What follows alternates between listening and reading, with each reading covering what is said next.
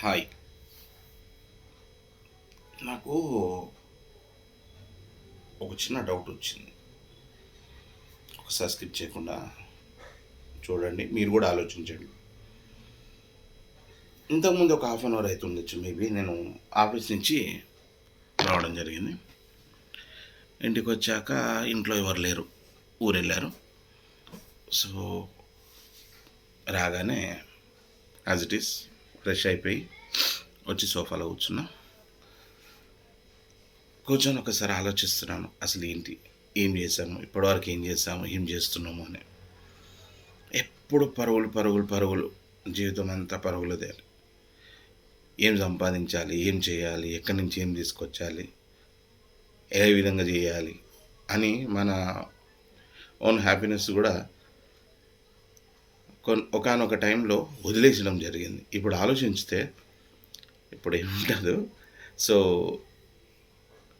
Future ఉంటుంది, next ఉంటుంది, తర్వాత హ్యాపీనెస్ ఉంటుంది, అప్పుడు సంతోషిద్దాం, ఇప్పుడు బాగా కష్టపడదాం అని చెప్పేసి అనుకునే ప్రతి ఒక్కరికి చెప్తున్నాను.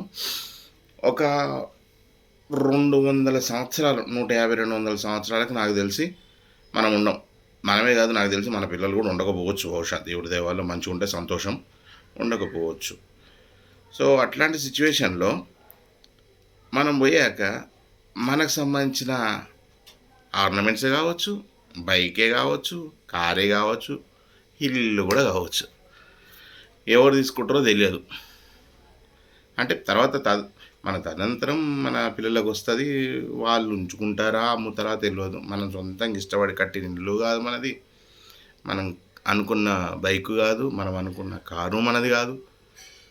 సో ఇంత కష్టపడి మనం చేస్తున్నాం ఏంది అంటే నెక్స్ట్ ప్లాన్, నెక్స్ట్ ఫ్యూచర్. అసలు ఫ్యూచర్ ప్రజెంట్ ఇచ్చిపెట్టి మనం ఫ్యూచర్ గురించి ఆలోచిస్తున్నాం. సో ఉన్నది ఒకటే లైఫ్, హ్యాపీగా ఉండండి. ఇక్కడైనా సరే హ్యాపీగా ఉండడానికి ట్రై చేయండి. ఏ విధంగా మీకు హ్యాపీనెస్ ఉంటుందో దాన్ని మీరు అడాప్ట్ చేసుకోండి, దాని ద్వారా తీయండి, దాని ద్వారా మనం అన్నీ తెలుసుకోండి. మోరోవర్ ఏంటంటే ప్రతి ఒక్కరికి ఒక అంబిషన్ ఉంటుంది. లైక్ కొందరికి చదవాలనో, లేకపోతే కొందరికి ఏదో చేయాలని, నాకు అడ్వకేట్ చేయాలని చెప్పి ఎప్పటి నుంచో ఉంది, ఇప్పుడు చేస్తున్నాను.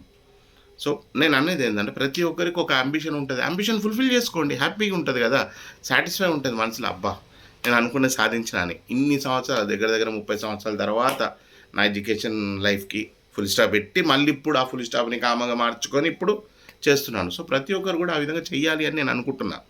హ్యాపీగా ఉండండి.